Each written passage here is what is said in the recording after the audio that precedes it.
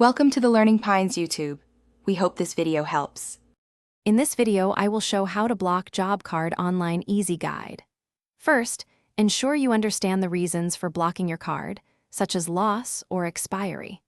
This process helps prevent misuse and updates your employment status effectively. We will cover each vital step in detail. This ensures your job card is blocked correctly, making the entire procedure straightforward and quick to complete in just a few minutes. Before you begin the online process, it is crucial to gather all your necessary information.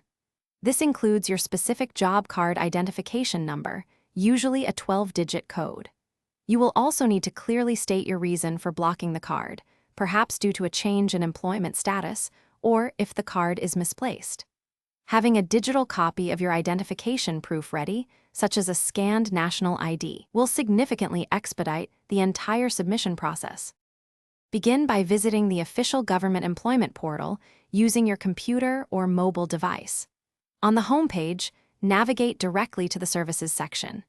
Carefully look for the specific area related to job card management or employment scheme updates. Here, you will find a clear option labeled Block Job Card or a similar phrase.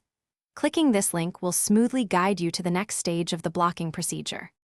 On the blocking request page, accurately fill out the online form with your job card identification number and the precise reason for blocking.